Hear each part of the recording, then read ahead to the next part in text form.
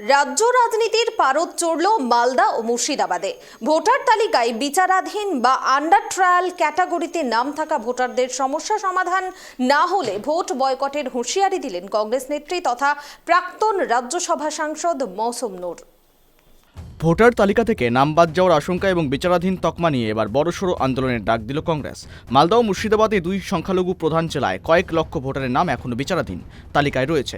মৌসুম নূরের দাবি, শুধুমাত্র মালদাহ জেলাতেই প্রায় 8,28,080 জন ভোটার এই তালিকায় রয়েছেন। ভোটার তালিকায় বিচারাধীন বা আন্ডার ট্রায়াল ক্যাটাগরিতে নাম থাকা ভোটারদের সমস্যা সমাধান না হলে ভোট বয়কটের হুঁশিয়ারি দিলেন কংগ্রেস নেত্রী তথা প্রাক্তন রাজ্যসভার সাংসদ মৌসুম নূর।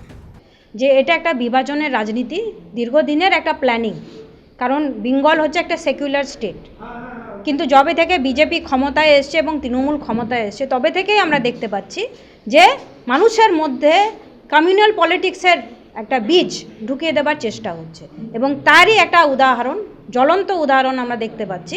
সেটা হচ্ছে ইলেকশন কমিশনের যে ভূমিকা, এটা যদি সুরাহা না হয়, আমাদের দাবি, আমাদের কংগ্রেস লিডারশিপেরও দাবি যে যতদিন এটা সুরাহা না হয় আমরা চাই না যে ভোট হোক।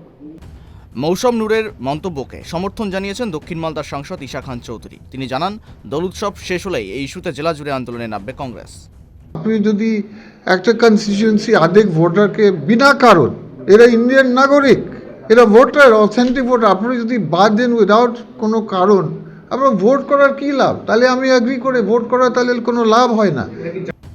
যদিও কংগ্রেসের এই অভিযোগকে গুরুত্ব দিতে নারাজ বিজেপি, যদিও তৃণমূল মুখপাত্র শুভময় বসুর মতে বাংলায় কংগ্রেসের কোনো ফ্যাক্টরি নেই। অন্যদিকে বিজেপি নেতা বিশ্বজিৎ রায় বিষয়টিকে সস্তা রাজনীতি বলেও কটাক্ষ করেছেন।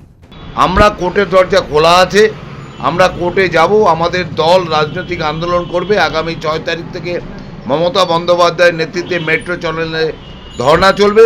যতদিন না ভোটার লিস্ট ঠিক হচ্ছে ততদিন পশ্চিমবাংলায় আমরাও ভোট করতে দেব না। আর কংগ্রেস আভ্যন্তরীণভাবে কি বলছেন সেটা কংগ্রেসের ইস্যু।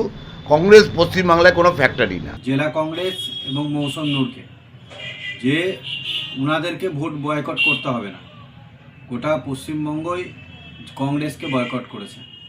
কারণ আমরা জানি যে 2011 সালে এই কংগ্রেস দলের সাথে জোট করে তৃণমূল কংগ্রেস কিন্তু ক্ষমতায় এসেছিল। তার পরবর্তী ক্ষেত্রে তৃণমূল কংগ্রেস এই কংগ্রেসকে ছুঁড়ে ফেলে দিয়েছে এবং সার্বিকভাবে আজকে কংগ্রেসের যা পরিস্থিতি গোটা পশ্চিমবঙ্গ জুড়ে, তার জন্য জেলা কংগ্রেসকে বয়কট করার কোনো প্রয়োজন নেই। সাধারণ মানুষের ভোট ব্যাংক কংগ্রেসের সাথে নেই।